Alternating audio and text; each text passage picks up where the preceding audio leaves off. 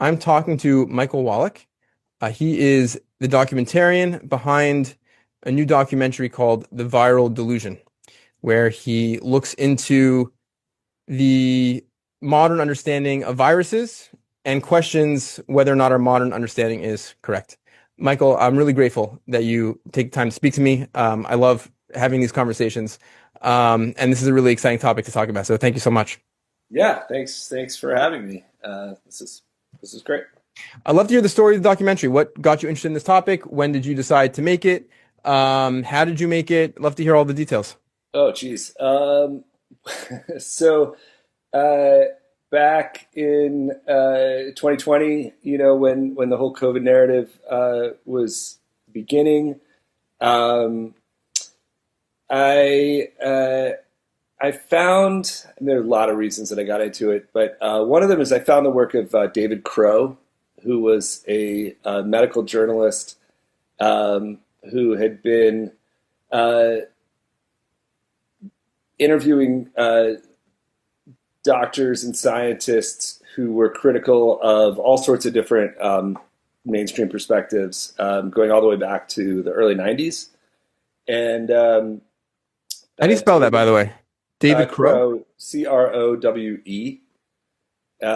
He passed away a couple of years ago, right in 2020. But I got to speak with him a little bit because I was just so um, intrigued by his work. I mean, he had done hundreds and hundreds of interviews with doctors and scientists over, from probably the early '90s up through 2020, and and he was putting forward this perspective that I had never heard before, which was challenging the idea that the COVID virus had actually been found, that this was a real scientific discovery. And he was saying, he was talking to people who were saying that's not the case. I mean, that's what's being proclaimed in the literature and in the media, but that's not actually the reality.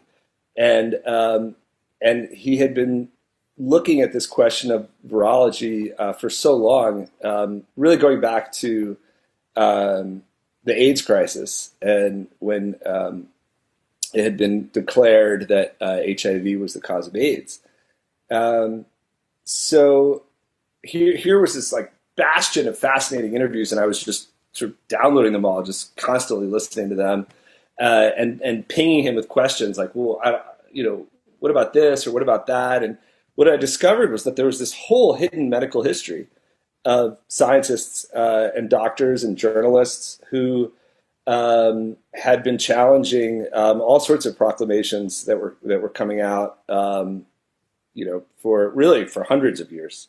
And so I started diving into all of that. Um, you know, there's a great a book by Ethel Hume from more than 100 years ago, looking at Pasteur and whether his claims were actually valid or not valid. And what I discovered was that all so much medical history was actually contentious, and these fights had been really hidden from the public. Um, some of these facts had come out in various ways. So Pasteur had kept careful diaries of his work, but he had, in his will, he had said never show these diaries to the public, and he had left them to his children, and they had eventually come down through his family and were eventually given over to a professor at Princeton who looked at them and ended up writing a book revealing that much of Pasteur's work was fraudulent, even as declared in his own diaries. Mm. And so it was like, wow, there's this just absolutely fascinating history here. Eleanor McBean, who was looking at the Spanish flu and vaccination claims early on. There was just all sorts of really, really, really interesting history. Mm. And what I discovered was that there had been a whole generation of doctors and scientists who had tried to speak out in the 80s and the 90s, because of the AIDS story that the public had been told, and they had been, almost entirely silenced. I mean, just extraordinary the degree to which they had been censored and pushed aside, but that they were still around. So I was able to reach out to some of them and start a conversation. And that, sort of one thing led to another. And I just felt, wow, here are these just extraordinary minds who have done decades of work on these topics, and nobody's talking to them. So I, reached out. I couldn't believe it when the really phenomenal scientist Stefan Lanka got back to me and said, Sure, I'd love to speak with you." And Stefan was a young virologist who had done top of the line work in the '80s, and he had he'd studied under one of the fathers of genetics, and he had started giving lectures at his university, where he, even as a graduate student, he had been given an entire lab because that's how phenomenal his work was, and he had started speaking out about AIDS, and his mentor pulled him into his office and said, "Why are you speaking about this?"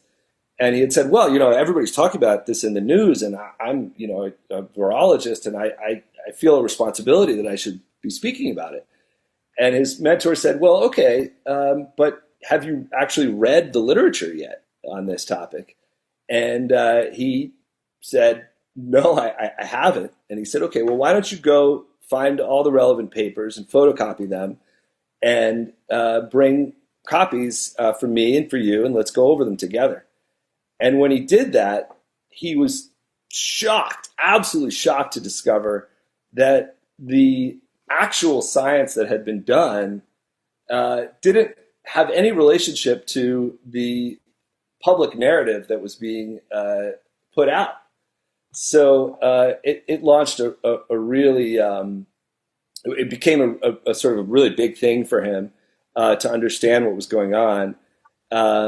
And so he had delved into the history of virology to understand, how could it be that this public narrative had been spoken out about the AIDS crisis, but the science wasn't actually there to support it. So by the time the COVID narrative came out, he'd been looking at these topics for 20 years, more than 30 years really. And there was a whole world of doctors and scientists who had been looking at these issues and were thinking about them. And I had the opportunity to speak to them and hear what they had to say. So it was pretty cool. That's very cool. So it seems to me sort of like there's sort of these two camps here, right? There's like these two philosophies, these two systems of thought. How would you sort of like label them? Like what name would you give to each? And would you describe these camps as like being like fairly symmetrical in terms of their like, the way they function, or are there like big differences between them? Because it seems to me like ultimately, people fall into one or the other camp. They sort of like have the experts that they trust, and that sort of just determines sort of like where they align. Is that accord with sort of your experience, or do you see it sort of differently?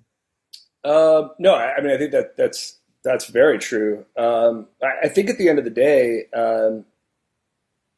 what makes this issue really interesting is that you can, as an observer, you can read the articles yourself. Mm-hmm. This is not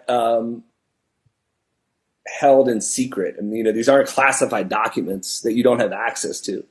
If you can go back and read the seminal study in virology, 1954, I think, by Enders, which established the sort of modern take on virology. You can read that paper yourself, and you can dissect it and think it through, and decide, are its conclusions valid or are they invalid? Mm-hmm. And that's true going all the way up, through the papers that the COVID narrative was based on. So it's not this occult thing that we as ordinary people don't have access to. I Right. think that the tough thing for a lot of nearly everyone is that the language is it's its own field, Hmm. and so there's a bit of an ivory tower, effect where, you have to learn how to climb that ivory tower a little bit and understand the language. So, when they say isolation in a paper, what do they mean by that? How are they defining that? Or when they say, um, virus, what do they mean by that? What is the actual definition of that? And that's changed over the last 100 years. What the meaning of the word virus is, scientifically, or in the literature. How has the meaning of the word virus changed? So originally, if we go back to the 1800s, when bacteriology was a new field. I mean, the microscope was just this kind of new, exciting invention that you could see bacteria for the first time, and you could correlate bacteria with certain diseases. Sometimes Hmm.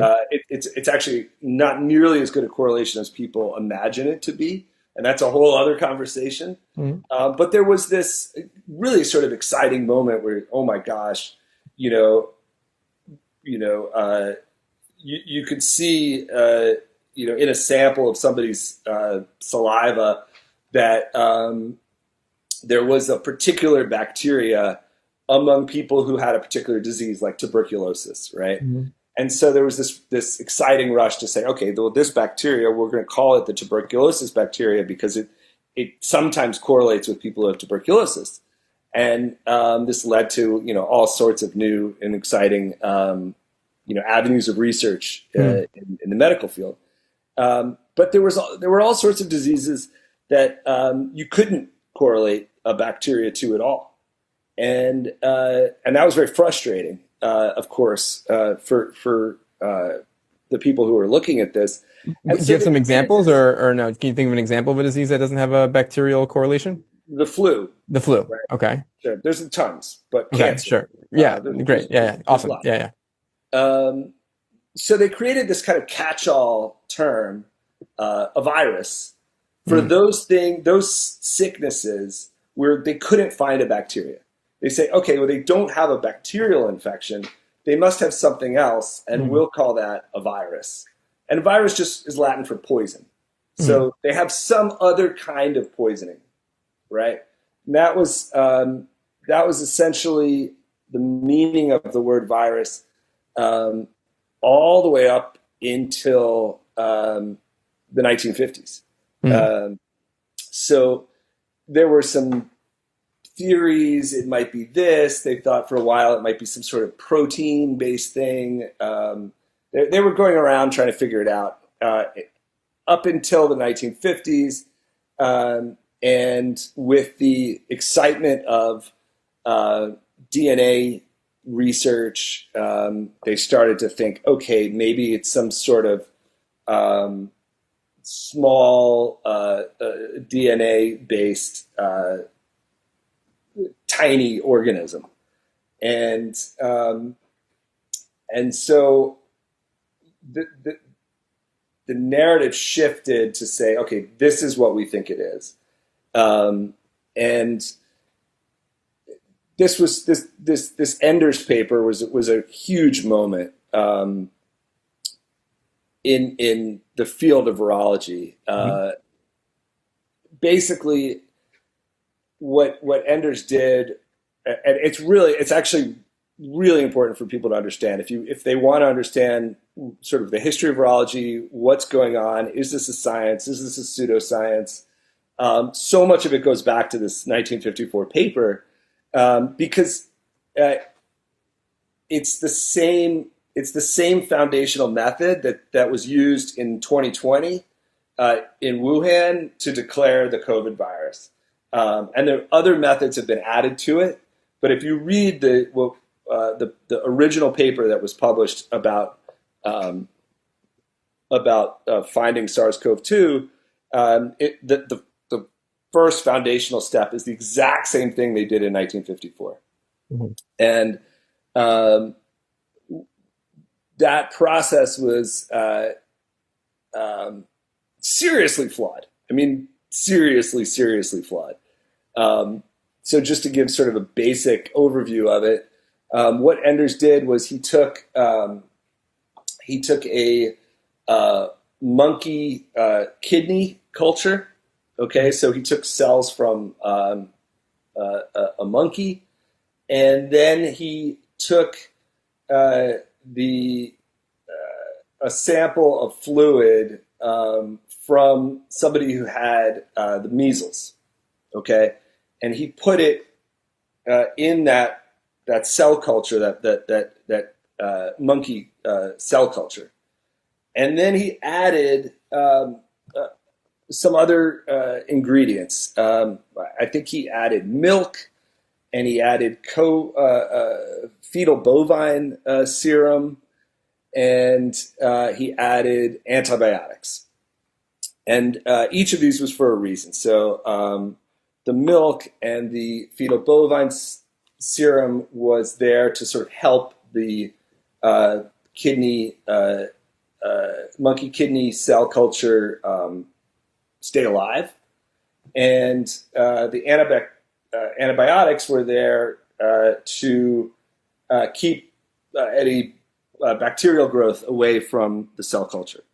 And then he watched what happened when this cell culture was mixed together, and he found that some of the monkey kidney cells began to die. We saw cell death in the monkey kidney culture. Okay, and he said, "Aha! I have shown that a virus was in the measles sample, the saliva or the I think it was like snot from a kid with measles, and that there's something in there that's killed the cells, the monkey kidney cells. But what he didn't take account of was the fact that the antibiotics that he put in the cell culture also will cause cell death in monkey kidney cells. In fact, they're specifically toxic to kidney cells. And he just ignored it. He either didn't know or ignored that fact. And he didn't run a control study where he did the same experiment without adding the measles sample, or even adding a sample of from somebody who wasn't sick. And he noted at the end, he said, it is true. I've found that that there is cell death without adding this measles culture. I've heard from some other scientists that they've heard that, but I think this is a very promising area of research, and I think that I've proven this, that there's something in the in the snot of the guy that had measles that has killed the cells, the kidney cells. And he happened to win a Nobel Prize the next year for other research, and for, I think, for a lot of economic, financial reasons that really have nothing to do with science, real science. This cell culture experiment was declared as a huge breakthrough and proof that there's something in these in the snot that killed the kidney cells. And because this was the era of DNA research and everything, they sort of said, okay, it must be some sort of DNA-based thing that's in there, and boom, sort of modern virology was born.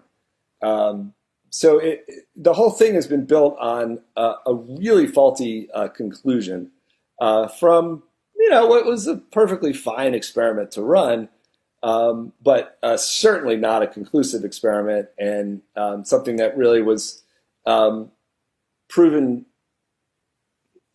The conclusions were shown not to derive from the process by later control experiments that showed that you can get cell death from just the antibiotics alone. Um, uh, so it's a totally faulty reasoning to say that that's where measles comes from. It comes from inside the snot of this person, and that it's DNA based and all this other stuff.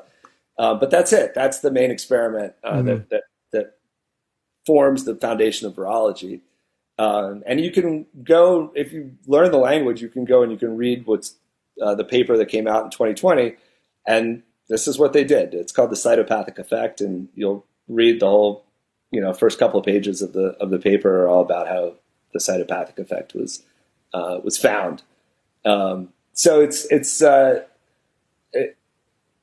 when you dive in, it's really interesting to see the massive. I mean, you could drive a truck through the problems with these conclusions, but nobody cared. Mhm. These things were declared scientific and reality and blah blah blah, and everybody's off to the races. Okay, cool. Thank you. Let's maybe just nail down some terminology, right? Yeah. So, would you say this school of thought that you're making, you're describing and exploring and your documentary about is called terrain theory of medicine? Is that accurate? I, there's a whole movement called terrain theory, which I think is great, and I think is really really really interesting. I think it's actually slightly separate from just critiquing the science. Mm-hmm. Just having a thorough a scientific critique. Let me put it this way: not critiquing the science, a scientific critique of the literature, of the so-called scientific literature. So I think what we're looking at is saying, well, can we draw the conclusions that the public is being told from the actual experiments that were done and the processes that are being done. Terrain theory is a sort of proposes an alternate theory Mm-hmm. of how biology works, which I think is really well worth exploring. But it's a little different than simply saying logically, critically, you know, Mm. this is not these are not valid conclusions. So I mean, if you said you called up a guy Bob, and we say, Bob, we think you murdered you know this fellow in New York City, and Bob, and we have proof here that shows that you did it, and you say, okay, I'm going to take a look at, I didn't do it. Show me this proof, and the proof doesn't actually prove that Bob did it. And in fact, you could say Bob wasn't even in New York City that day. Mm-hmm. That's sort of what is going on here. Now you could propose an alternate theory and say, oh, we think Sally is the person that really, Mm. is the murderer, and that's sort of a different effort. We're proposing a Mm. new theory as to Mm. who's responsible and why and all of that. But you first just the first step is just saying, are the conclusions valid? Is Bob the murderer? Is there a virus in there that is responsible for sickness? Um, so I think that's sort of a simple way to talk about it. Mm. You know, something that we look at later on in the documentary is all sorts of sicknesses over um, the last hundreds and hundreds of years have been blamed on one thing or another, and eventually it's discovered that that's those are faulty claims, right? Mm. So Mm. it was thought that scurvy was a contagious disease for a very long time. And Mm. there was sort of prima facie evidence for that. Oh my God, a sailor has scurvy, and then he comes to port, and then another sailor goes on his trip, and he gets scurvy, and we can see that both sailors were in the port at the same time. So it must be that scurvy is a contagious disease, and he caught the scurvy from this other sailor. For hundreds of years, that was a theory that people believed. It was later found out that scurvy is actually a deficiency. When is later in this context? I When was scurvy discovered to be a nutritional deficiency? I think it was in the early 1800s. Yeah, I'm so not. I just asked ChatGPT. It says that James Lind in 1747, a British naval surgeon, showed that citrus fruits prevented scurvy. Yeah, there you go. That's pretty early, 1747. Yeah, yeah, yeah, yeah, yeah, Yeah. Okay. yeah. So but there's all sorts of diseases like that for a long time. I mean, for a while they were sort of when they got really excited about virus theory, they were again in the 50s they launched this massive project to see if cancer, if they could sort of find the virus that causes cancer, and billions of dollars were spent, and nothing came of it, because it's sort of such a ridiculous claim that they were never able to Hmm. uh, uh, really generate anything that even looked appropriate. Okay, let's try to drill down a little bit here. So I hear what you're saying. I like your analogy. So I think you said that there's evidence that there's a consensus that Bob is the murderer, but you're saying you looked at the evidence and you don't think the evidence is compelling. You don't think that there's good Exactly. evidence that Bob is the murderer.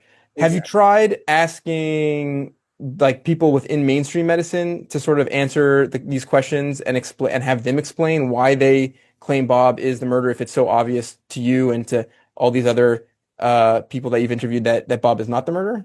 Oh yeah, sure. And we've had lots of conversations with doctors, with scientists, with virologists. Mhm.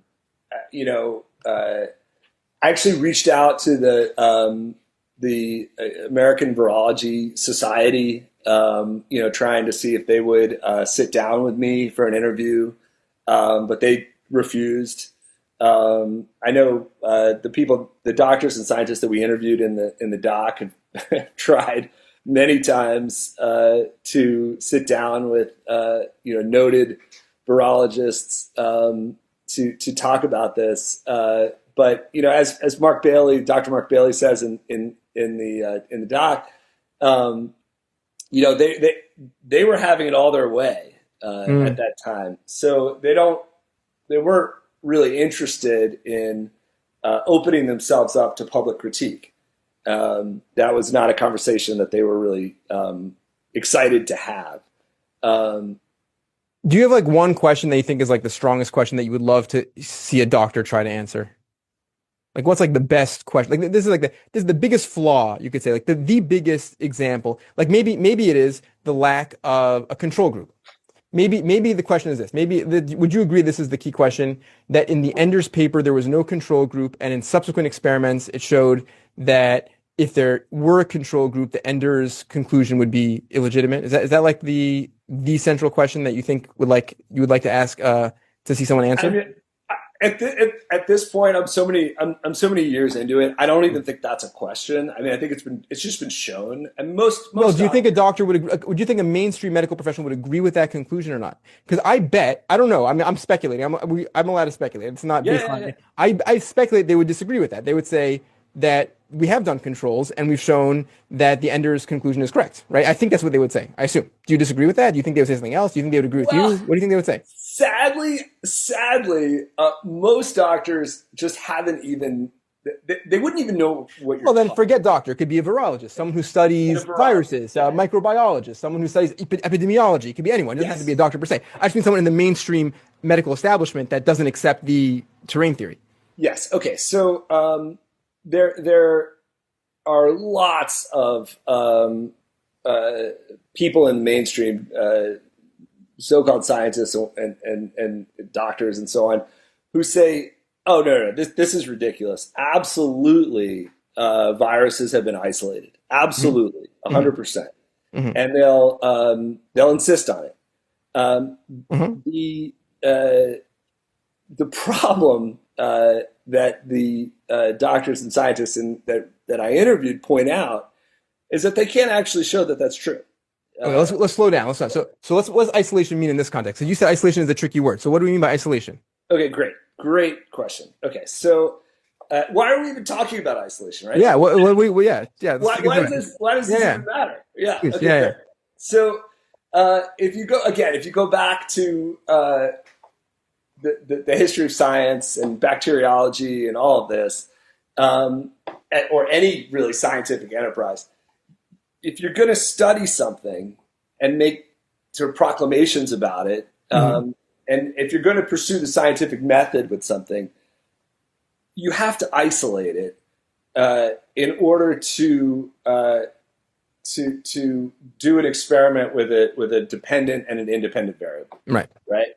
So uh, that's really the backbone of the scientific method, okay? As opposed to just sort of what we call sort of scientific discussion or Right. taxonomy Right. or math. So it was, and this was well known. I mean, this was sort Yeah. of Of course. Yeah. it's well accepted. I mean, even to a Of course. seventh Of course. grader taking a science class and Of taking course. the SAT subject test in science or what, it's this is a foundational step, which is you have to be able to isolate your independent and your dependent Hmm. variables. And so this was put forward as a, a framework for how to do science. And now I'm blanking on the sort of famous set of Koch's postulates. Koch's postulates. Thank you, Koch's postulates. So Robert Koch, who was a Right. microbiologist, said, "Okay, look, here are the basic things that we have to do in order to proclaim that Mm. we have found the cause of a disease. Right. So we've got to sort of isolate the thing, and then we've got to show that people who have the disease have the thing, and the people who don't have the disease don't have the thing, and then we've got to be able to take the thing again and pass it on to another person and show that again." Okay, Hmm. those are the sort of very obvious postulates for how to do medical science. Hmm. So that was never done in virology, but it was such a high bar, um, such an important step that, if you ask me, a sort of sleight of hand happened there, and because in order to do the research and publish it and have people accept it, you had to say that you had done this step, that you had Right. isolated this thing. Well, Koch's postulates doesn't accept the possibility of asymptomatic carriers.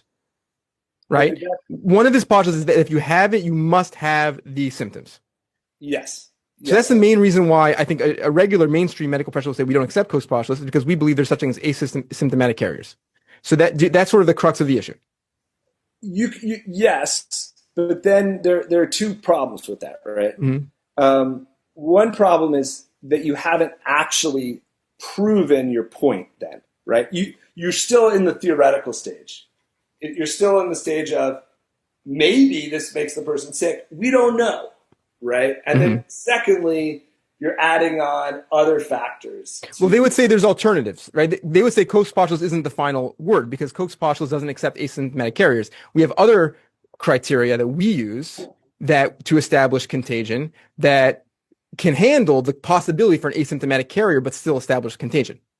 And that's what they would say. Yes, absolutely, 100%, Okay. 100%. That's what they would say. And again, I would just say, you're just sort of moving the goalposts. You say, okay, well, you haven't actually you haven't established a scientific basis yet, so you still have that. You still have to meet that standard somehow. And so what happened is, historically in virology, is that moved over to the electron microscope. Hmm. And the issue again is that this almost the same issue emerged. Okay, so I don't want to leave the isolation discussion because we should sort of finish that, but we'll sort of layer in these other things because this is what happened historically.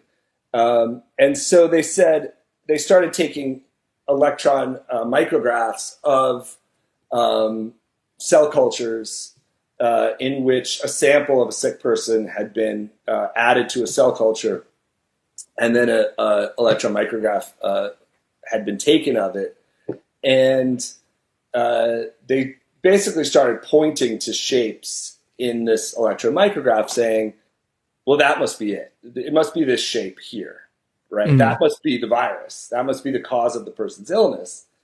And the problem with that is it's just you're doing what's called point and declare. You're not actually proving that that's the case. You're once again theorizing that that could be the case, but you haven't met a basic scientific standard yet. So you've run into this problem with isolation, which is that the actual source of the illness was never isolated, right?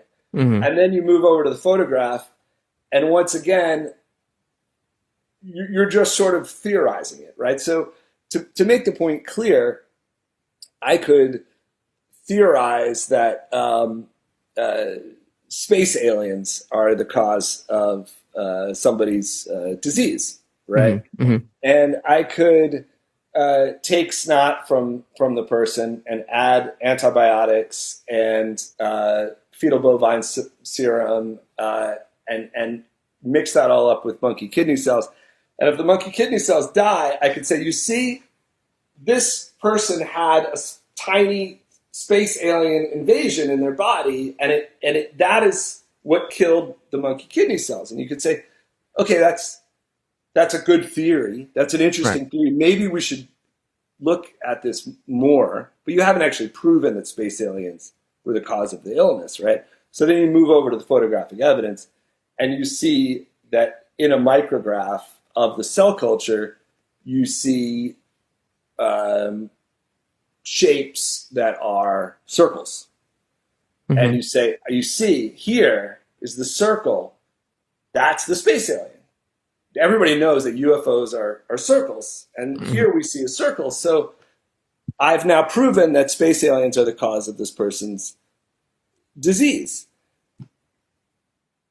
Well, that's obviously ridiculous, right? That part's ridiculous. But hold on a second. If you took photographs of healthy and unhealthy people, and all the unhealthy people had the circles, you can call it whatever you want. You can call it space aliens, you can call it bacteria, you can call it virus, you can give it a new name that doesn't exist for. It would make a lot of sense to say that this is probably a very strongly correlated element to the disease. Like that would actually be a strong conclusion, right? Like if we can photograph viruses and we can find that sick people have it and non-sick people don't have it, like that's a meaningful correlation between whatever is being photographed and the disease, right? There's two, in a way, yes, and in a way, no. Okay. Right? So there's two issues with that. One is it doesn't correlate so well in reality. Okay. The other issue, and this is something that terrain theory talks a lot about. If you get into terrain theory and all of that, mm-hmm. is that you don't know if what you're looking at is the cause of the disease or the result of the disease. So the fireman example is talked about a lot in terrain theory. I think it's sort of helpful for people to understand. Mm-hmm. If you go around as a photographer and you take pictures of fire trucks and fires, right? Yeah. So it's not the fire trucks that are causing the fires. Of course, correlation doesn't equal causation. Of course, exactly. That's true. So, and so this is actually a very serious issue because if you look at, again, we look at this in the doc, and the doctors and scientists point this out, which is that if you look at the micrographs where they're pointing to shapes on the micrograph saying this is SARS-CoV-2, those shapes happen to be identical, or you can't tell them apart mm-hmm. Mm-hmm. Okay. from the shapes that you see during cell death. So when cells break down, you see little particles breaking off of them, and there's a lot of different names for them, but one of them is exosomes, and so there were published articles saying, hey, we can't rush here. The shapes that are being pointed to as SARS-CoV-2, you don't know that's SARS-CoV-2. That we believe as nephrologists, as kidney specialists, that those are not anything special. Those are ordinary shapes that we see all the time. As Mike, again, there's different names for them, but one of them is exosomes. So you're once again you're having the same problem, which is there's no proof there. So it sounds to me like the question, because that's sort of what I was wanting to get. Like, what would be the question, like to ask? So it sounds like the question would be, how does modern science know that what we call viruses, which are these things that we can image and these things that we can take pictures of, are the cause of disease and not just correlated with disease? That seems to be like the core question. Yeah, I would just take issue with, because I think you're reifying the idea of viruses just in. Well, it's just a name. You can call it whatever you want. It's whatever shows up in this picture. You can call it UFOs. Right. Well, what's the thing? These UFOs, which are these pictures that we could take in 6 cells, what's the evidence that these UFOs are the cause of the disease, not just correlated disease? Exactly. Okay, that's the question. That is the question. And what do you think would happen if you asked someone who's an expert in modern medicine? What do you think they would say? Most people would then shift the conversation to the third method, which emerged in the last 30 years, which is called genetic sequencing, and which is uber complex. But we can talk about it and we can break it down and we look. So, do you think they'd have a good answer, or you think they'd have no good answer? You think they'd have no good answer? It's the whole thing is bankrupt, scientifically bankrupt. I disagree with that. I mean, I don't disagree that it's wrong. I'm not saying I disagree that's wrong. I'm open to the possibility that's wrong, 100%. I'm not making any claim about who's right, who's wrong. Yeah. I do think that there's a symmetry here that I think maybe you're not able to see. I think there's a symmetry. I do think that your side can be coherent and can make a coherent argument, and I think their side can make a coherent argument. And I think that if you ask even ChatGPT, which is like, I think, a dumber version than a modern medical professional, they can give you a very good answer to that question. You disagree with that? We can ask ChatGPT right now. I don't. ChatGPT will give you all sorts of, It will give you the mainstream narrative. You don't agree with ChatGPT because it's the mainstream narrative, but it is the mainstream narrative. It's a good stand-in for a doctor, right? It's a good stand-in for exactly. Yeah, absolutely. And I think it can give you a very good answer. That's my claim. I'm not saying that it's right. It's different than saying that it's right. Forget right, wrong. I think there's a symmetry. I think that there's a coherent side on this side as well. That's all I'm saying. Do you disagree with that? I think that it is, on the face of it, it's coherent. Mm-hmm. But I think that the problem is that it breaks down when you actually look at it in detail. I think that's the point that the scientists and the doctors were pointing out. Okay, so it's like, if you ask ChatGPT, have viruses been isolated? It will say yes, of course. It will give you the standard answer, which any other doctor or microbiologist would give you. Yes. Exactly. And then if you say, show me the paper in which a virus has been isolated, it will, sometimes it just gives you random stuff that it isn't even a paper. But if it's good, it gives you it'll point to a paper, right? Yeah. And then you say, what were the methods used for isolation in that paper? And if it's good, it will come up with the methods that are stated in that paper. And then you will say, do those methods meet the standard definition of isolation? And eventually, lots of people. I hear you. Okay. Will say, oh, it doesn't. My mistake. I hear you. By this definition, it does not meet. Yeah, I do agree that ChatGPT would not be good for that use case. I understand what you're saying. Okay, Let me change the subject. What about contagion in general? Is contagion real? Contagion in general is a super fascinating topic that I probably have slightly different perspective on than I don't know where I stand in what everybody thinks about this thing, but there are big problems with the way we think about contagion today. There are big problems with it. High level, is it if one person is sick, can they get another person sick? Just like simple yes or no. Before we get into like the details. I think so, yes. But the people you interviewed probably don't think so for the most part. There's a mix there. I think that they all agree that the that it's obviously not a virus. Okay, that's Okay. obviously not a self-replicating, cell-raping little thing that flies around. Okay, that's ridiculous. I think they Okay. would all say that. But does can it happen through a different mechanism? I think some would say yes and some would say no. Well, there's also I like don't know. people, yeah, I mean, people get sick from germs and from bacteria, which aren't viruses. So my question for you would be, what do you think about like the existence of germs and bacteria? Because those are not viruses.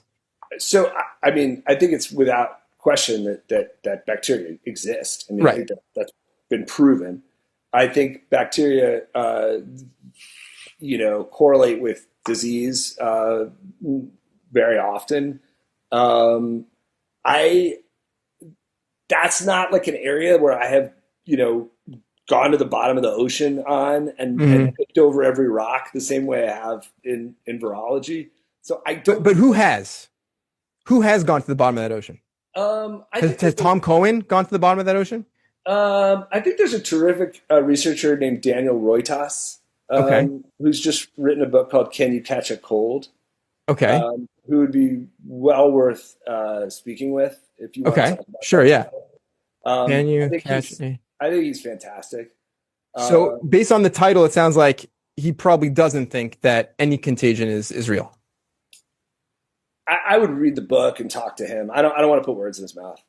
I just Okay. don't know. I mean, I think like giggling is contagious. I think yawning is contagious. Right. Um, Here's a you know, review from Amazon. It says he's describing a contagion-free world that restores trust in the human body, ease in relations, and meaning, and without this random risk. yeah, I would talk to him. I think he's a really thorough thinker. But I'm Um, curious who you trust. So you're saying you trust him. So you're telling me that if his conclusion is that bacteria and germs aren't contagious, you would probably accept that. You're saying. I don't trust anyone. My perspective is not to go around just trusting people. You would have to do your own research. You have to think these things through yourself. Okay. I mean, I think people sometimes sort of equate doing your own research as sort of finding somebody that you agree with or something like that, and that's obviously not the healthiest way to think about it. Do you, mhm. Yeah. Sorry. I didn't mean to cut you off. You can No, no, finish. no. Yeah. I just think one thing that we've stopped doing is just thinking Hmm. critically ourselves. I'm just Yeah. thinking, right? The logical, rational thought. I mean, even see it with AI now, right? There's some new study that came out that says like the Yeah. brain will atrophy the more you use AI, Yeah. Yeah. For right? sure. And so we've sort of rolled back our ability to say, I can think logically. I can use Hmm. deduction or induction, and I can it's like when you took the SAT and you were 18 or whatever, and Matt and Pat and Abe and Bob and Daniel are sitting around a table, and Daniel's sitting next to Bob and Bob's sitting next to Pat, and who's sitting Hmm. next to Sally. Like you actually have to think in I order to agree with you solve a problem. 100%. I love that. Yeah. And if you want to understand these issues, I think that's actually part of it. You actually Yeah. have to think. I And think that's fair. I think uh, it's fair. I think it's a good point. I love yeah, that. yeah. Let me ask you, so to sort of take a different tack, like flat Earth. There's a lot I've spoken to a lot of flat earthers on this channel. The videos had to be taken down. YouTube flagged them, but they're on the podcast version. What's your thought on flat Earth? Because I know a lot of flat earthers. I mean, God, I think it's a fascinating theory. I think both theories are fascinating. I don't. Mhm. There's this thing about it's like once you peel back the curtain on one fraud or one Hmm. I would say sort of like when you start seeing the level of institutional idiocy that's out there, Hmm. it opens your mind to asking these questions about all sorts of things, right? And you start to say, okay, well, that's really interesting. Could there be an equivalent level of institutional idiocy in other areas, right? Mm. And so I think there are a lot of people who decided that the world is flat, who because they feel like they peel back the curtain on this extraordinary topic, and their minds are super open, and they're looking and they find, Mm. oh my God, look at all the institutional idiocy that is around in the medical field, right? And then there's people who peel back the curtain in the medical field, and they say, it blows my mind how insanely stupid this is. I wonder what, and then they find the flat Earth people. So I think there are all sorts of there's all sorts of cross pollination and I'm not a physicist. I don't know the shape of the Earth. I've read things that are, I think, very compelling from flat Earth people, but I've read things that are compelling from globe Earth people, Hmm. and I haven't gotten to the bottom of it. Got So it. It's a good. It's, yeah, I love the humility. I love that. I love that people. It's hard for people to say they don't know sometimes. I think it's very important to be able to sort of, just be open about what we do and don't know. I think that's amazing. um, yeah, it's actually very it feels great to recognize there's some things you just don't know, Yeah. and you know, I don't really love to dive too deep into that because I don't know it as well. Hmm. And there's a lot of people who criticize, uh, you know, no virus people and blah blah blah. And they're just a bunch of flat earthers, or they're just a bunch of this, and you're like, okay, these subjects have nothing to do with each other, and they really shouldn't be impacting, how.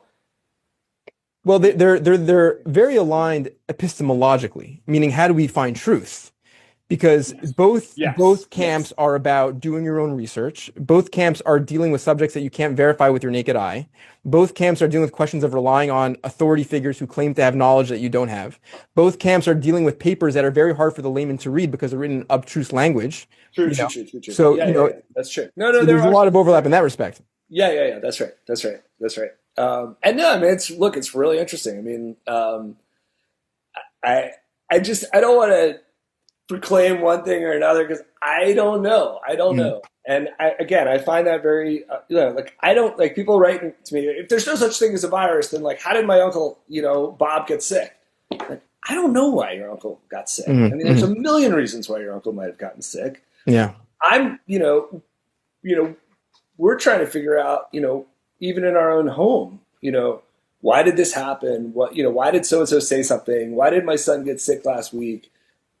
I think the really like inspiring thing is that when you stop just sort of believing the kind of fast food, ready-made answers, and you start asking these questions and looking at these topics, you can actually discover all sorts of really interesting things. Hmm. Hmm. And you, you know, um, my wife went to a doctor who's a really great thinker, asking why she had a particular illness, and the doctor basically spent like 2 hours asking her questions. Mm. And at the end of the 2 hours, she said, my wife said to her, "Okay, like we've been talking for so long, like Yeah. why do you think I got sick?" Yeah. And the doctor said to her, "Oh, I don't know. I don't Hmm. know." She said, Yeah.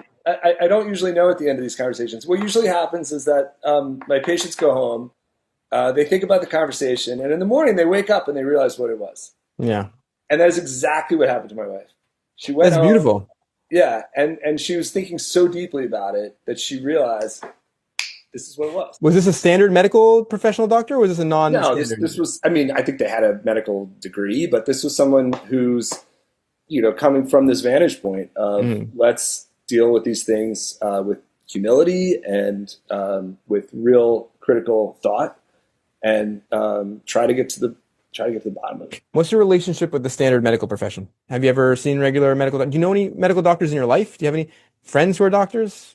Oh, yeah, sure. Yeah, I mean, I don't really talk to them anymore. Why not? But because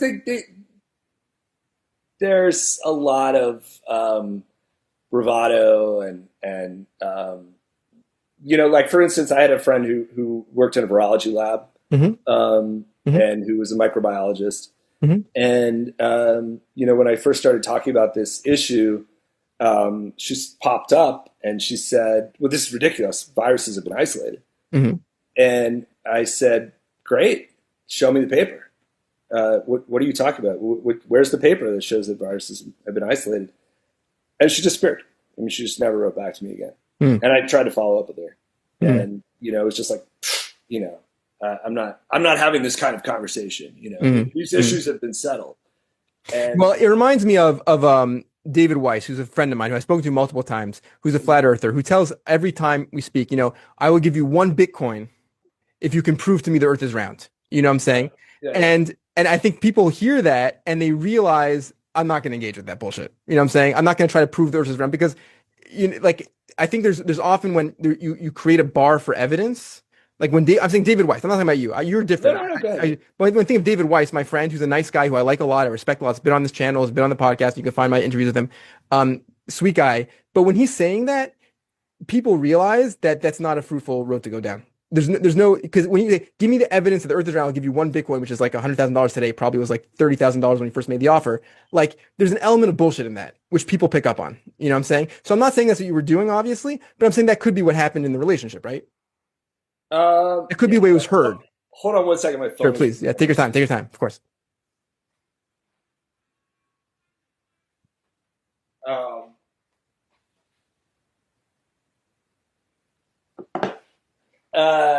yeah, I mean, I think people become very defensive about these issues. I mean, I Right. think a lot of identity gets wrapped up in these issues. But am I against all doctors or anything? No. I mean, like, I'll tell you a story. Mhm. I have tons of stories. Um, where should we start? This is kind of. I mean, I just got hurt the other day, so I talk Mm. about that. But um, uh, when I lived in Mexico for a little while, and I woke up at like 5 in the morning, and I had this like full body rash. I mean, it was Mm. horrible. It Oh, was it's absolutely awful. horrible, and it was every part of it was itchy, right? So I was just like in extraordinary like this itch, Awful. right? Oh, My wife's a dermatologist, by the way, so I hear about these stories all the time. oh, okay, great. So Yeah. I mean, this is kind of fun. So I went to the local hospital, which was not the like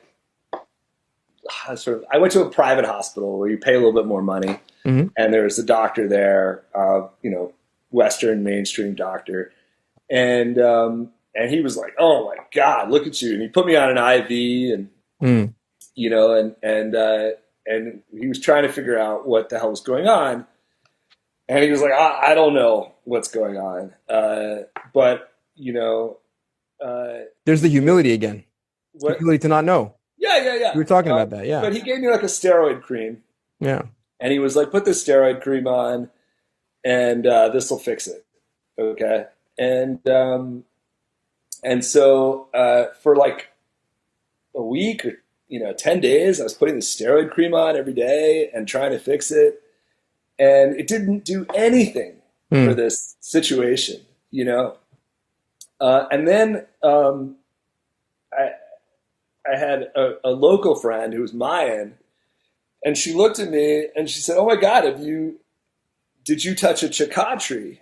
And I Mm. was like, I don't know, I might have, you know.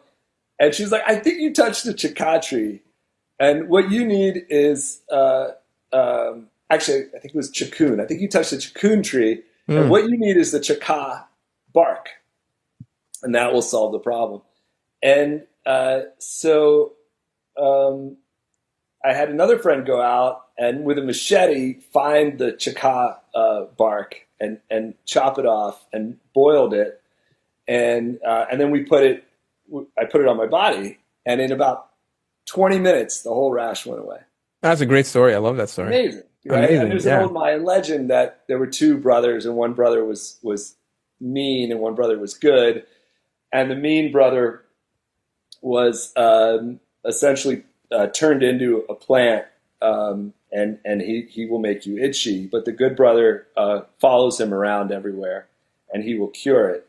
And if you ever do come across a chikun plant, all you have to do is look close by, and you'll find the chikha to heal you.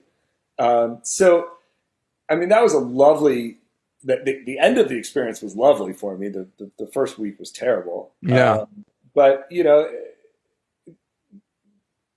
would I not go to a Western doctor? No, I just had a really serious arm injury, and I went to two mainstream doctors, and I wanted to hear what they had to say, and what they could do for it. Mm-hmm. And actually, it was kind of a. I mean, we're just in conversation land now, so we'll just talk about it. Yeah.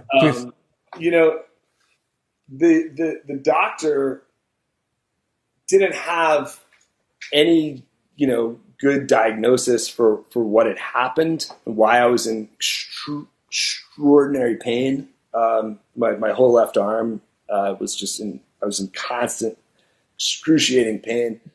And I was like, look, I just need, painkillers. And he actually wouldn't give them to me because there's a new law in Texas. There's a new regulatory framework in Texas that's very hard on doctors for passing out, opiates to. What are your thoughts on that law? Are you in favor or against it? I mean, I generally feel that that plants should be they're from our creator. I mean, I don't think the government has a right to be regulating these plants. I don't think it's effective. I'm just seeing the top of your head. Oh, is that your son? Yeah, my son just walked in. Sorry about that. Oh, that's great. Yeah. Oh, cool. Okay, sorry about that. No problem. Yeah. So yeah, I mean, I was a little bit put off by that. I was like, look, I'm in crazy pain right now, and because of the history of the AMA, I mean, you start talking to the wrong guy. It's like because of the history of the AMA, I know that the AMA has monopolized access to painkillers. I mean, they've spent more than 100 years working to monopolize everybody's access to opiates. Which, if you go back and look at interviews with doctors from 100 years ago, and they tell you what's the most important medicine in the world, I mean, most of them opium would say opium. Of course, opium was the most important. Parents gave it to their kids to sleep at night. Yeah, I mean, I'm not a fan of that. No, it was a disaster. There's responsible and irresponsible behavior, but there's been a huge effort by really the AMA to monopolize and control both access to plants, and then even, I think, just as important, access to information about healing and health. Interesting. That's an interesting perspective. I hear from a lot of my truther friends the opposite claim. I hear this as an example of the way the medical establishment is corrupt, how they profit off of addiction, and they just give unlimited opiates to patients. And there was a huge lawsuit. Like there's been books written about this, like Empire of Pain is a book that just came out about the way, right? So you sort of are taking the aside, which is, I think, unconventional within the truther space, which I'm not averse to. I'm just saying it's unclear how people fall on this issue. Oh, yeah. No, I mean, I think that's true as well. Well, that's the reason the law is in the place, because it's trying to rein back the ability of doctors to prescribe addictive substances. Yeah. So if you think that's true as well, then it sounds like you'd be in favor of the law. No, I think it's again, I'm in favor of just using your own critical, rational, abilities and freedom. So I think these are the problems that you get when you're both trying to monopolize a substance and regulate it and yada yada yada. But I think that if I remember right, and I'm no opiate expert, but I think that the crisis really got out of hand when a paper was written suggesting that doctors prescribe increasingly strong levels of opiates for pain. Hmm. I think one of the pharmaceutical companies put out this paper, essentially saying that it is more effective to give very, very, very high level opiates to people in pain than it is to give low level opiates, Mm. because the addiction rates are actually lower if you give out a very high uh, opiate level, and that's wrong. I Mm. believe that turned out to Interesting. be Yeah, that makes sense. false. Yeah. And so, these, the control of information is really, really, really, really, really important. Yeah. And that's, again, like that's, what I was trying to do in the doc, and just generally, I think is really interesting is let's lay it all out there so that Yeah. people can actually, I love make that. their own decisions. It sounds to me like you don't think doctors are trying to hurt their patients. Oh, I don't think most doctors are trying to hurt their patients. Absolutely. It sounds like you think that doctors and also probably microbiologists as well, you think they have some blind spots, that things that they don't see, things that you feel like you're able to see well that they can't see well, but they're working in good faith, and they're doing their best. I mean, most of them. I couldn't possibly, Right. speak to the psychology of every doctor in the world, but I mean, I think there are some bad apples out there Yeah. who've probably risen to the top. But yeah, I think it's pretty atypical in the truther space. I think that in the truther space, I think a lot, especially like think of flat Earth, for example. If I was a flat earther, it would not make any sense for me to say that the round Earth people are acting in good faith, because because the round Earth people are claiming they have rocket ships that launch satellites that the round Earth people are saying we have visual images that we take every 24 hours of the globe. That would all have to be lies.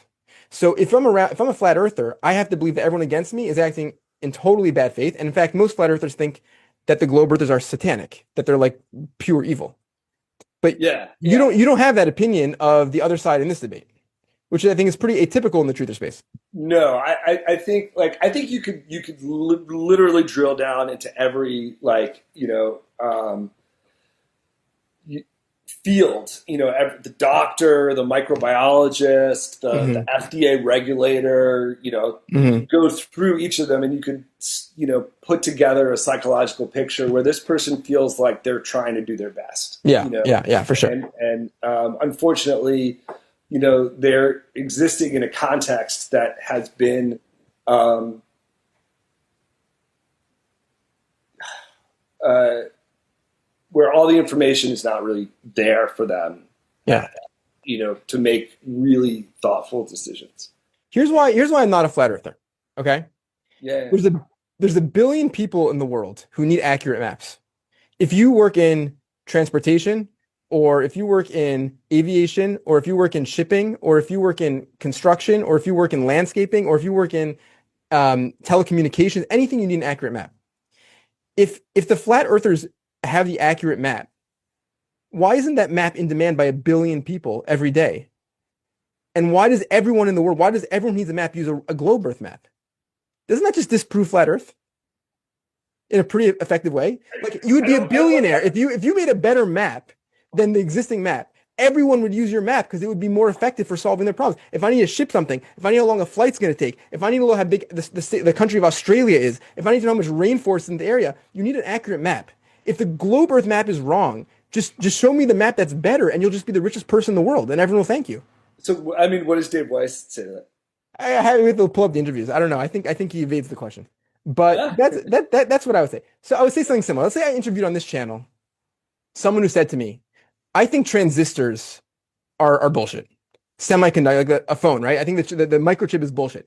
I would say, "Cool. So show me your alternative." That's what I would say. Yeah, Show me. yeah, You could be a billionaire if you can show me something better. You think that current silicon methods are create data mess up. They mess up our phones. They mess up our brains. Then just make something better. You'll be the richest person in the world. Do you have the same feeling towards these people who are advocating for terrain theory? Like, where are their research institutions? Where are their publishing? Where are their papers? Where are their mechanisms? Modern science can tell you in precise detail exactly what a virus looks like, the molecular compounds, how it infects you, how it makes you sick, and its level of specificity you can ask for. You can zoom in 100 years into any step on that process and learn about it for a year. Does terrain theory offer that? It offers something much better, I Okay. would say. I would say it offers something much better, which is reality. So This is what David Weiss would say to the question, by the way.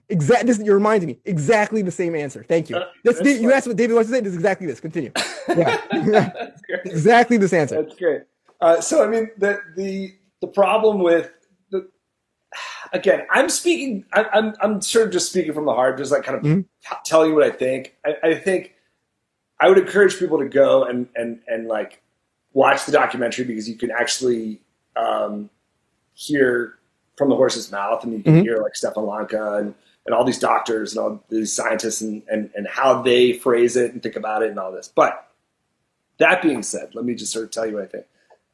I, we can zoom in, we can tell you the mechanisms. It's the reality is that that's just a story, and that these are proclamations that haven't actually been proven. And we know the difference. If you're a thoughtful human being, you can tell the difference. So, you know, again, a bacteria, we can see it in a microscope, we can watch it move, we can see it interact, we can so we can theorize about it with far more confidence. We can make conclusions about it because we've done experiments, right? What does a bacteria eat? Well, we put it in a cell culture and we see if it eats this thing, or does it eat this sugar, or does it not eat this sugar? Will it eat this protein, or will it not eat this protein, right? So the issue in virology, which again, 100 years ago, this was just a sort of a catch-all. We don't know what the hell's going on, but today is this totally different beast. Is that these are we don't actually have the evidence for this storytelling. It's just a story, and um, and then if we step back and we say in our own lives, we start asking questions from this perspective of we're not just going to assume that this story is true, but we're going to actually think about our lives from a really deep place and ask ourselves a million questions to understand what's going on. You're going to be healthier. Mhm. And from my perspective, Mhm. Mhm. you know what I mean? Like you know, if I, it could be super simple. I mean, that's the thing. That's what's so wild about it all is that like, if I come down with, um, a cough or a runny nose, and I could jump to the conclusion that I've got, XYZ virus, and that that's Mhm. causing my situation. Mhm. And my wife will come in and say, Mike, have you vacuumed your office in like Mhm. 6 months? And Mhm. I will say, no. And she said, why don't you vacuum your office and wash your face? And it's like, oh, wow, you're right. This place was like super dusty, and now I feel better. And if you just jump to the mainstream storytelling, um, you're liable to miss what's actually going on. And, a lot of people are willing to live that way. And Yeah. I'm not going to tell you how to live your life. If you want to go and, eat McDonald's and blah, blah, blah. And then, when you get sick, say, oh, it must be, that a new virus has emerged from, bats or pangolins or penguins or whatever it is, and Yeah. that's the reason why I'm sick. Great, go for it. But there's Yeah. actually an opportunity here that people have brought to us basically by putting their entire careers at stake. And if you want to ignore it, you can ignore it. Yeah. Everybody's got that right. I agree with that. I do think that David Weiss says the same thing, and I do think that there is a truth to that, that we can choose sort of the stories we want to believe.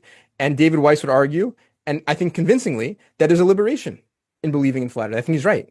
I don't disagree with that at all. And he'll speak very eloquently on my channel, and he has spoken very eloquently about free your mind and wake up to a new way of being in the world where everything is magical, and everything is hidden from you, and everything is imbued with God and divine, And I think he's 100% right.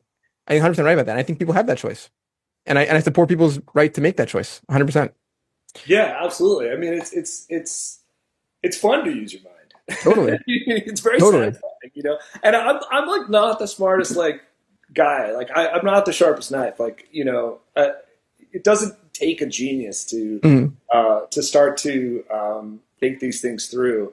But I think it does take a sense of willingness to start to toy around. I mean, I remember when I was first looking at this research Mhm. and listening to these David Crow interviews, and I just kept asking myself, like, well, what about AIDS? Like this, like, okay, because David had said, look, this the SARS-CoV-2 research that's coming out is absolutely atrocious. All these proclamations are being made. There's the papers these proclamations are based on are laughable. We need to be aware of this, right? And I'm starting to think, oh my God, could this possibly be true? This whole Mhm. critique of virology, and I already knew the polio critique. I don't know if that's sort of like it's almost like pretty known now, Mhm. the critique of polio, but I was like, what about AIDS? Mhm. Isn't AIDS like a deadly virus that you pass sexually? And so that led me to looking into, like, has this topic been looked at? Has it been researched? And I found all these extraordinary writers and thinkers that I had never heard of, and Right. they've written all these books and you know absolutely put their careers on the line to talk about it. And so it opened up this whole world to me that of thoughtful, thorough, caring human beings who are trying to pass their life's work onto other people. And Mhm. I was just blown away. Yeah, I mean it's complicated, right? I've heard of Christine Maggiore, for example. Uh, I mean, uh, she died of AIDS, being an AIDS denialist, and her daughter died of AIDS as well because she refused to give treatment to her daughter. I mean, these are well, complicated. I think the moral of her story is you can die of AIDS till the very end and never believe in AIDS. You know what I'm saying? Like, there's this potential to be disconnected from, you can have these parallel narratives that are so extreme where someone's literally dying of a disease and she doesn't accept even the reality. And she died at a time when we have cures for those diseases. Like, if she accepted the antiviral, she would have lived and her daughter would have lived as well. so I don't know Christian Baggiore's story. Hmm. I do know Celia Farber, who's a reporter who does know her story. And if you wanted to reach out to Celia, you could talk Okay, about I'll it. write that down. How you spell that name? Celia Farber, F Celia A R Farber. B Okay, E R. awesome. What do you trust from, let's say, big pharma? What does big pharma make that you think is effective, that actually really works in the modern world and should be trusted? I mean, I try to stay away from big pharma as much as How possible. about like EpiPens for allergies? Are those effective or not But effective? I don't have allergies, so I don't But do you know. know anyone who has allergies? I don't know anyone who uses an EpiPen. I mean, it could be that Inhalers for asthma. You know anyone who has asthma? I don't have asthma. I don't. I Okay. mean, I You know, don't but know anyone who do has you know asthma. But anyone? am I saying? Do you know anyone who has asthma who uses an inhaler? I don't think so. I live in Texas. There's like big Okay. air and it's beautiful. And How about Viagra for erectile dysfunction? I mean, I'm sure I know people who take Viagra, but I Yeah. don't know that they take Viagra. Are you? But let me try to sort of like get Sure, at sure. what Yeah, you're yeah. I'm asking, are asking. there things that work is the question. Yes, for sure. There's things that work. Okay, that's the question. Absolutely. That's the Yeah, question. yeah. Okay. Obviously. But is there anything you're willing to say, I trust this works on camera? Yeah, I take Advil when I have a headache. Great. Yeah, Awesome. yeah, Yeah.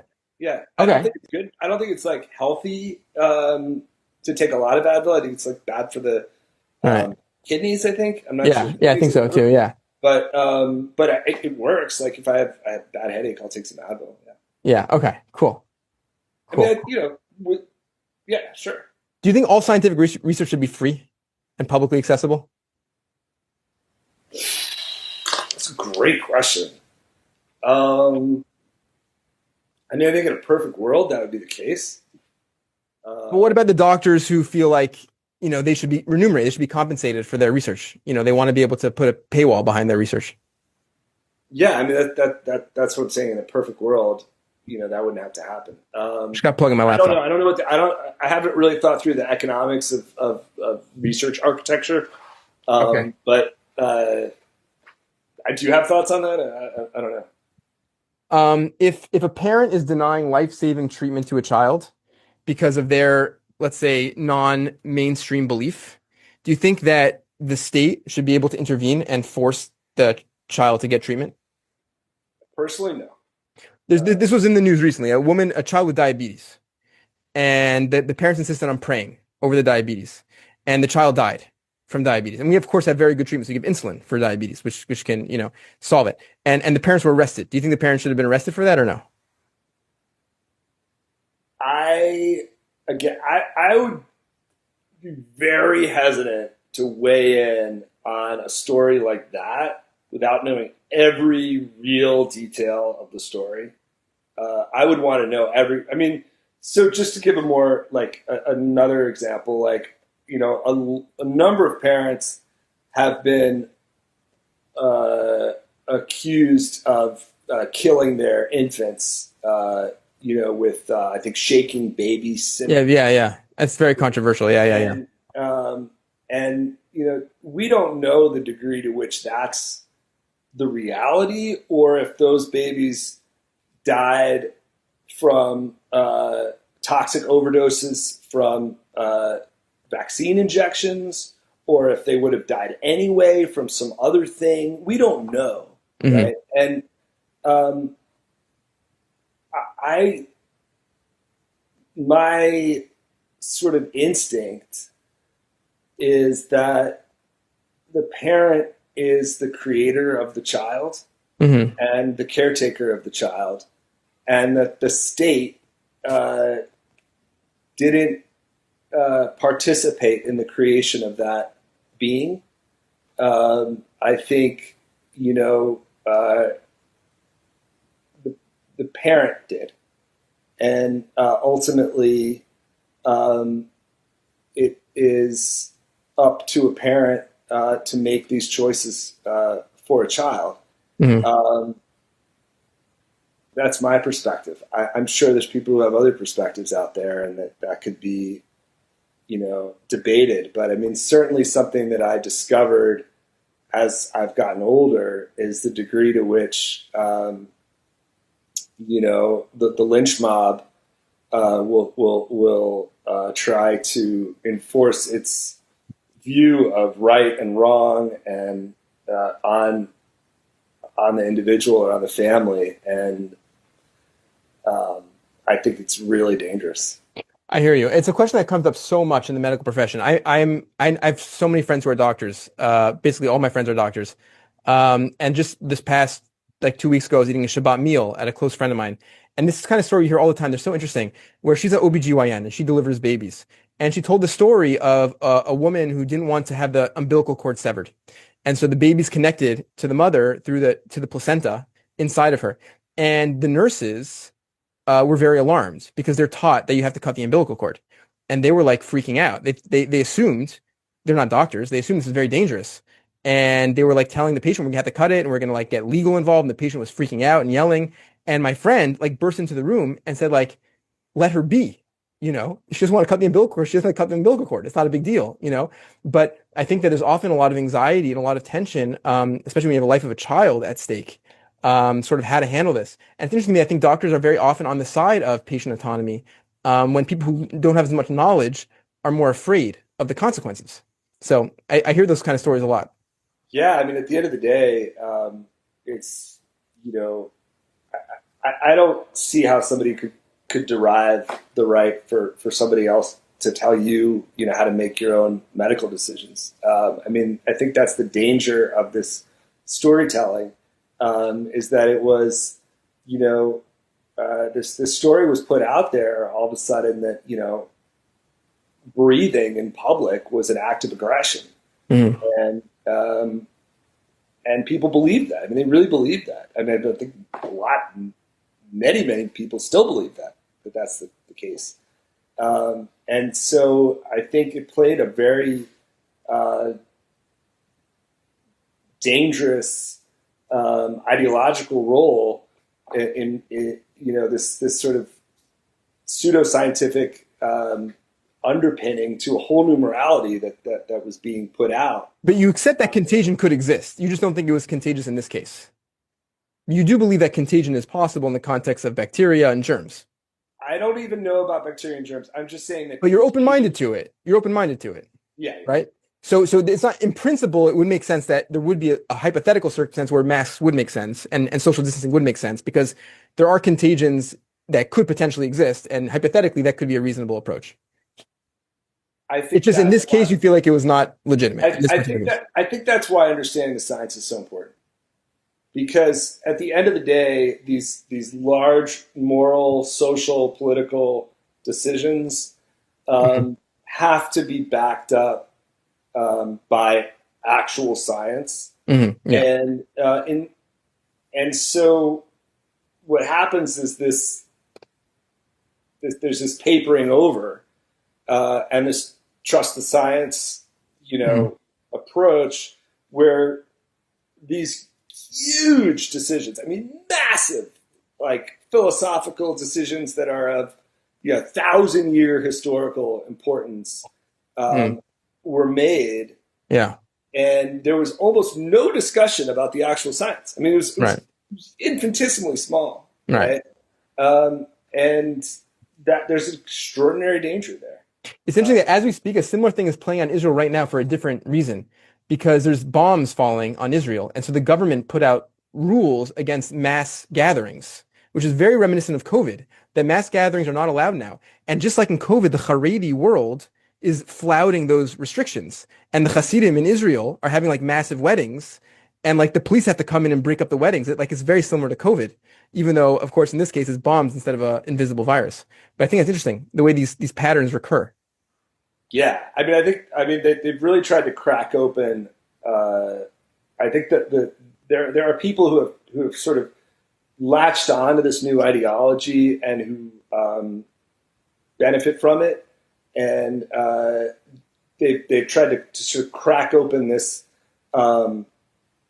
this aspect of political or ethical thinking that has been sort of sacrosanct about individual rights and freedom, and there's this sort of effort to say, well, now there's a new era, and in this new era, we're going to balance that with a sort of utilitarian social thinking, and these are all, I mean, I was a philosophy major in college. I like to think about those things abstractly when I was 19. Right? Yeah. Now it's very practical. Yeah, exactly. And now it's like come back, you're like, oh my God, this is actually like a public discussion. Yeah. But I think, again, that's why it's so, to me, if you're going to have this discussion, you have to be able to talk about the science. You have to be able to dive in and talk about this literature. Because there's a great historian, Murray Rothbard, who's, talked about how there's two kind of kinds of intellectuals. There's intellectuals who make their living by supporting the state or supporting the powers, the institutionalized powers that are out there, and then there are intellectuals who are critiquing that. And if you're not reading both of those, critiques, or if you're not, reading all of this material, you may not actually know what's going on. Yeah. I mean, expertise exists in many domains, medicine just being one. So let's say like there's very consequential questions, for example, in the world of cryptography. The government has to make sure there's certain rules around data privacy and data encoding. And this is all based on like pure mathematics. Would you apply the same kind of skepticism to pure mathematics? Like if there was an expert who has a deep understanding of cryptography and Kolmogorov complexity and the nature of distributions of extremely, long polynomial functions. Would you say like I would need to look into it myself, or would you say I understand that this guy has a knowledge that I don't have, and we're gonna make decisions, political decisions, meaningful decisions that affect taxpayer dollars because of his expertise? I think we'd have to sort of, it would have to be more sort of particular and relevant for me to really. Sure. So we can be very specific. Like the government has a decision now to say, are they going to quantum forward encrypt all government data? Okay. So let's say it's a very expensive project. It's going to cost a lot of money and time and effort. It might slow down certain government services and processes. But what we'll do is if quantum computers emerge, we'll make sure that our data is safe, from any potential quantum hackers. Like experts have strong opinions about this, and there's like a consensus potentially around the cryptography world about how this should be done. Do you feel like the taxpayer should try to study that themselves and like do their own research and weigh in, or do you feel like you should just rely on the experts? I mean, I think there was a book by Walter Lippmann, uh, like 19 sometime between 1900 and 1930, where he talks about this question, which is that the public cannot be an expert on every issue, Right. right? And so he sort of takes that and talks about the shaping, the molding of public opinion based on the fact that ultimately there's just this huge array of issues that the public doesn't actually have a full understanding of and can't. I mean, I couldn't possibly be an expert on That's a cryptography. very new phenomena. It wasn't like that 100 years ago. Walter Lippmann wrote in what I think it was like 1911 or something Yeah. like that. Like Yeah, 150 years ago is when that became a real thing. Before that, yeah, the public could understand all these things because that's a symptom of the modern world. yeah. Human beings are not used to this. This is a very new regime for human brains to be in, where we can't understand what the hell is happening in our smartphones. It feels like magic. So continue, Yeah, please. Yeah. totally. I mean, I don't have like a super answer for all that. But I do. I mean, I think there are some things where it becomes very personal, Hmm. and you know, so you become an expert in it if it's important to you. Yeah. If it's um, If someone wanted to become an expert in biology, or let's say chemistry, would you encourage them to become an expert in those things by going to college and reading the books, or would you dissuade them and say that you think it's too bullshit, you should consider the other views, and you shouldn't trust what you read in college? What would you tell that person? um, well, I think chemistry is chemistry. I But don't. chemistry and biology are linked They're linked. because Yeah, the cell structures of biology are pure chemistry, like the lipid yeah, fats, it's just like yeah. molecules and proteins. Yeah, I think biology is an interesting field. I mean, I think obviously it's worth studying. Hmm. Um, is it is it worth studying and never reading any critiques of what's in the textbook? I wouldn't encourage anybody to do that in any field. Like if you're going to study American history, and get your high school textbook. I would encourage somebody to read that textbook and then read critiques of that textbook. For sure. If somebody were to say, I want to do a documentary about Michael Wallach, and who is he? I wouldn't say like, oh, you should only talk to me. Hmm. You know what I mean? No, you should talk to like the people who hate me. And Do you think the modern medical establishment reads or doesn't read like critiques of, let's say, mainstream ideas, any mainstream well, idea, like biology? I think there's institutional incentives. I mean, again, there's a wide variety of people out there of all sorts of different backgrounds and who have all sorts of different stories, their own stories. But Um, there's a great video clip of Fauci talking about AIDS research, and they he wanted this to be a big topic of research, and so I think his quote was something like, "Well, we put a robe on it, or we put a dress on it," which basically means that what he meant by that was that he took the idea of HIV as the cause of AIDS, and he said, "Okay, we're gonna put out like $100 million in research grant money to anyone who wants to investigate HIV." Okay, Mm-hmm. and so all of a sudden, all of these biologists and chemists and so on across the country are saying, "Oh, that would be great. I'd be able to help people, and I can get this grant money, and I'm going to look at HIV in this way, and I'm going to look at HIV in that way, and da da da da da." Right? And the issue is the grant money began with a certain thesis, Mm-hmm. which is that HIV is the central thing to be studied here, Mm-hmm. right? Not AIDS. AIDS is a separate thing, right? And so you have $100 million worth of research from well-meaning people who are saying, Mm-hmm. "Oh, I want to help." So I interviewed David Raznick in the doc, What's his name? Say again. David Raznick. Okay. Who's And that? if you watch episode like 4 of the doc, I spent a lot of time with David, um, and he was, Right. uh, he was a scientist and a chemist working in this field in San Francisco in the 80s, Mm-hmm. right?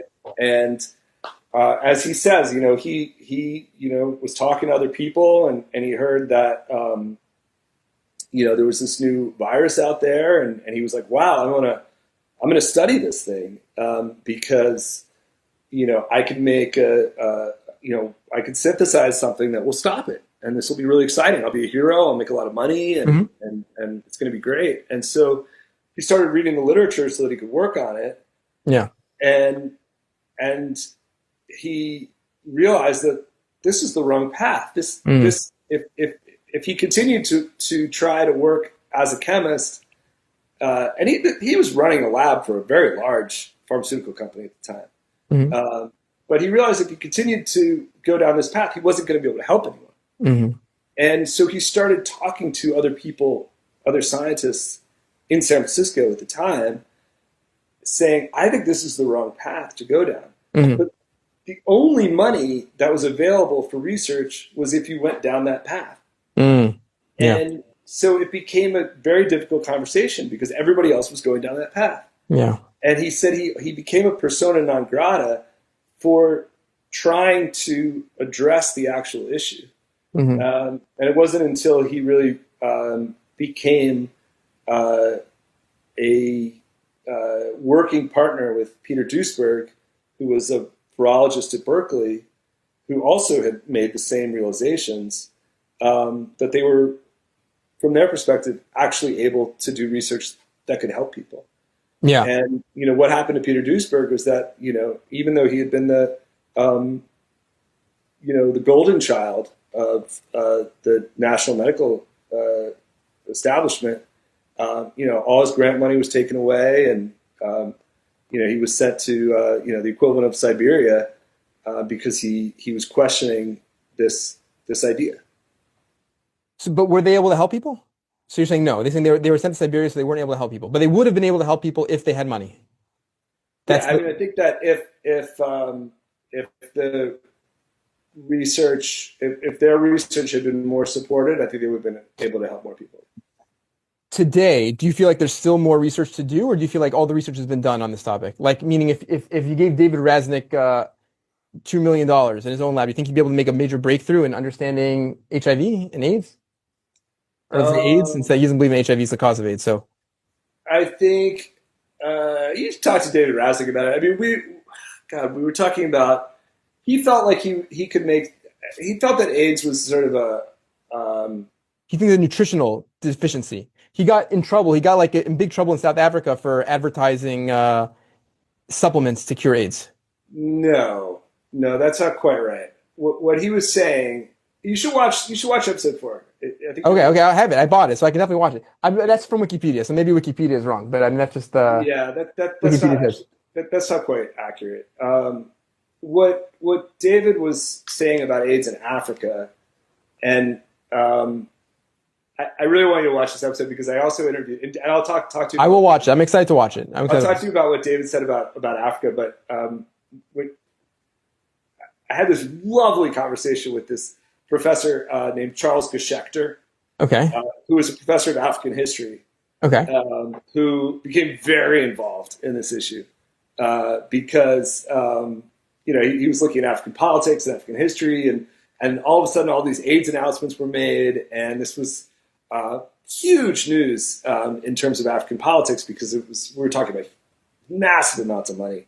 And so he started doing research on this, and he's such a like funny, intelligent historian that I'm such a like a lame echo of these brilliant people. So What's his name again? What's his name again? Charles Geshechter, Okay, uh, Charles.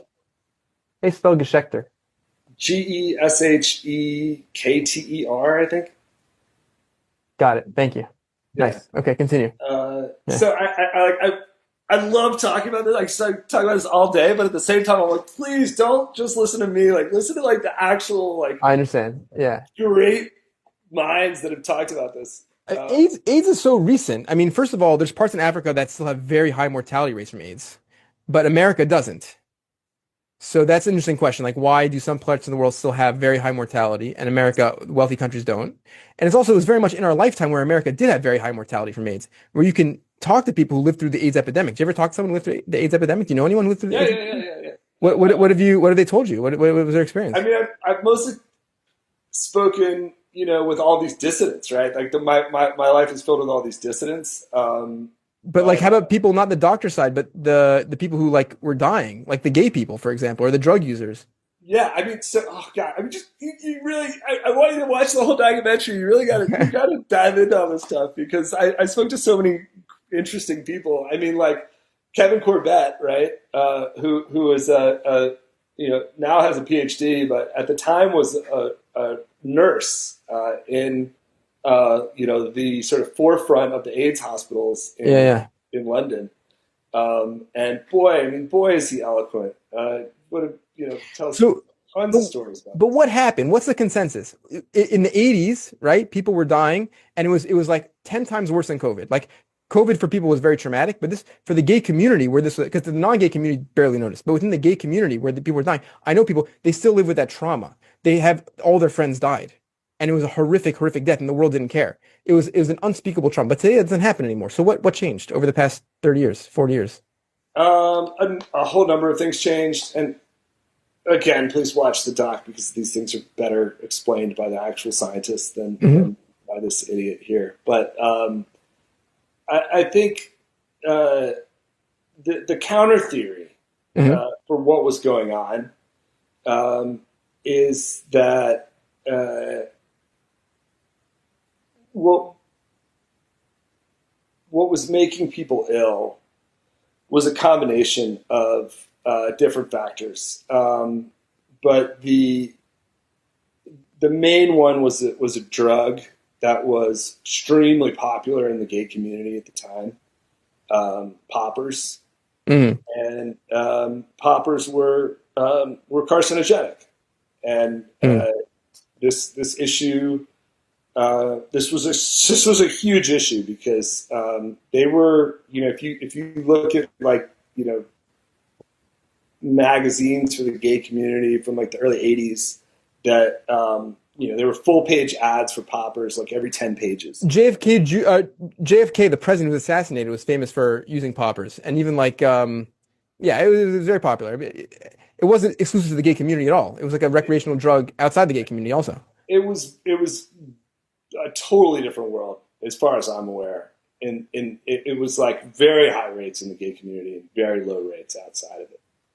So that was a huge impact. Okay. And then there was a very high level of antibiotic use that was like, people popping antibiotics like every day. So in your opinion, the retrovirals, did they not help at all? They were like completely irrelevant. The retroviral medicines that were like, because you had the epidemic, you had people dying, and then retrovirals came out, and then people stopped dying. You think that was like a correlation, not causation? Red No, herring? again, David Rasnick goes through the charts on this. So,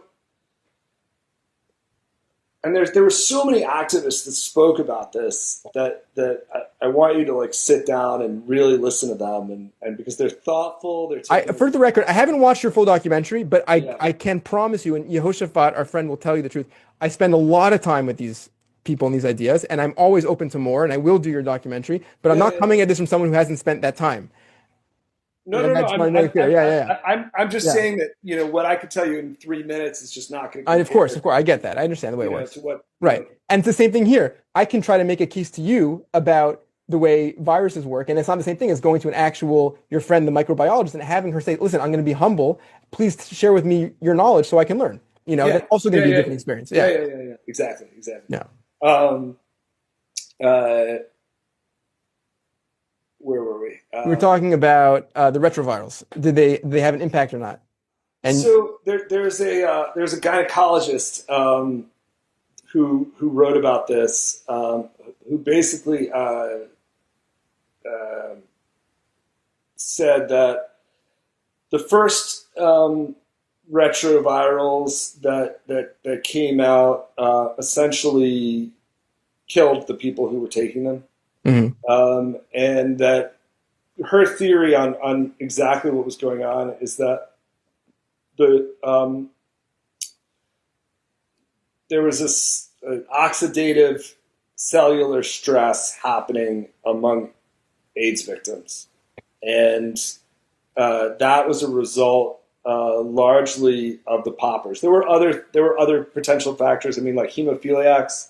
There was something a new drug that the hemophiliacs were put on that was causing the same kind of oxidative stress. And what these people really needed was a relief from these chemicals that were causing them these issues. And then second, they needed some sort of like nitrogen compound that Interesting. would help balance their bodies out. Okay. And it would, because something about the chemical compound of poppers and the chemical compound of this thing that was in hemophiliac medicine was creating a chemical process that was starving them of some sort of nitrogen compound. Okay. Interesting. And so what they needed was that But it doesn't answer my question because people take retrovirals today. It doesn't kill them, right? Does it help them or not? Today, people take retrovirals. So what she said is that after a few years, the nitrogen was added to. So the retrovirals do work because of the nitrogen in the retrovirals. But it wasn't really the retroviral aspect. It was the nitrogen Got it. that was being helpful to people. So you would say we did find the cure to HIV, but it's just not what the mainstream story says the cure is.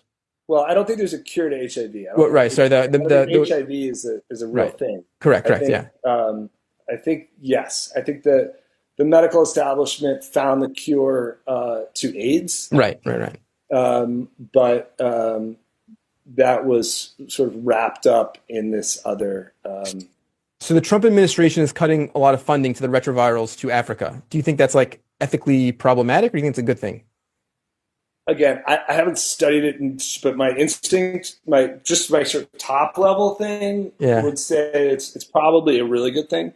Why? Because, and again, you should listen to Charles Geshechter. Okay, listen to David Rasnick, who's much more eloquent. It happens a lot to me when I talk to people. I always get bumped to the next guy. It's like that scene from the movie. You go up the ladder. I'm going to get to the final boss. I'll explain it right now. Okay.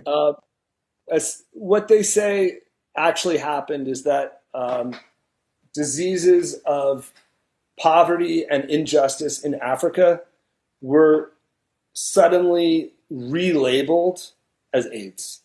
And the medicines that would have helped these people and other factors that would have helped these people, such as access to clean water, access to nutritious diets, Mm, um, the money for that dried up and it mm, was replaced with money for AIDS drugs. And so if you were sick from nutritional deficiencies in your diet, you were suddenly labeled as, oh, you have AIDS, and you were given a retroviral. And and this happened on a massive scale throughout Africa. Um, so if you were to say, does it matter to which degree people are given retrovirals today in Africa? I would say the question is, what else do they have access to? Do they have access mm, to clean water? Do they have access to good food? Do they have access to simple medicines that mm. help alleviate these problems? I think that's the priority. Got Uh, it. So it sounds like if an American today, let's say who's not poor, but does come down with this diagnosis, you would recommend retrovirals because it sounds like, in your opinion, they yeah, have the nitrogen compound in it that would be helpful I, for their condition. but calling it a retroviral is sort of idiotic. Like it's the cause of the sickness isn't related to a fictional entity called a virus, right? The name doesn't matter. I'm saying you should take the prescribed medicine. That's all I'm It, saying. I would say the best thing to do if you come down with any sickness is to really try to understand why you got sick. Mm, What actually caused the illness, right? Now, can you take things that alleviate the symptoms that help? Absolutely. I mean, if I go out and I get, you know, drunk tonight and I have a headache in the morning, you know, will I take Advil if I have to go to work? Yeah, possibly. Am I getting to the cause of the headache? No. You know, the best thing to do if I have headaches is, you know, don't go out and get hammered, right? yeah. I hope I haven't been too aggressive. I'm I sorry love it. if it was too intense. I want to just take a step back and say thank you. And if there's anything you want to talk about, anything you want to say, you should plug your documentary, of course, now, or anything else you want to ask me, or anything else you want to talk about. I want to give you sort of the floor and say just thank you for taking the time and anything you want to sort of talk about or conclude with or whatever. I want to just give you free reign. Oh, Um, thanks. yeah. No, I really appreciate being on the show. I think these conversations are really healthy for us all to have. Um, I think that I found, as I said, I had to do a lot of research before I was even interested in going out and like interviewing people and actually sitting down for these longer conversations. That's why I think like people such as yourself, you haven't necessarily like spent, hundreds of hours looking at virology before, but we're having this conversation. And I remember, I was a newbie to so many of these ideas when I first started talking to David Crow. I mean, I had already done years of research on vaccines and the issues and the problems there. And but I think that for people who are listening who are um, new to these ideas, all I would say is I've found in my own life that it's been really rewarding to actually um, read and think about these things, and to uh, investigate what so many people have again risked their careers for and lost their careers over, because they're the books are there. I mean, I'm like pointing to my other bookshelf over here, um, and there's there's like a pile like this of all these different doctors, reporters, scientists, sociologists, professors of philosophy, and there's just all of these historians, all of these people, and I mean, I'm looking at this book, Dissolving Illusion. Suzanne Humphreys was a nephrologist in Maine who lost her career because she refused to give the okay for her patients to be vaccinated while they were undergoing kidney treatment because she saw that the kidney would fail under the assault. And or I'm looking at Tom Cowan's book, or right here. There's so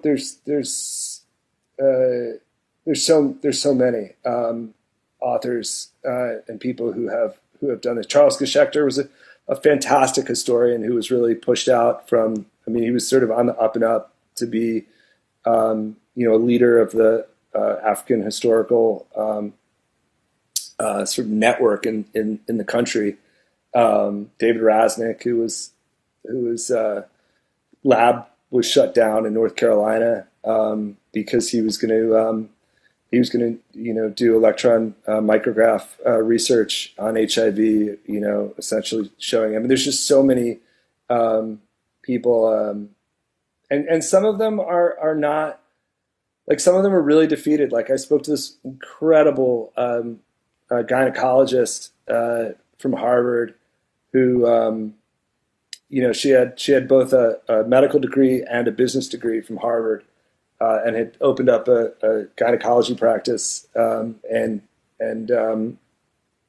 so she dove into the AIDS research because she's a gynecologist. She needs to understand this stuff, and when she realized that it was that the research was didn't support this narrative at all, she started speaking out, and Yeah. I reached out to her because I was so blown away by her books, and she was just like, Mike, I can't do it. I can't fight this fight any longer. It's just too big a hill to climb. So there's.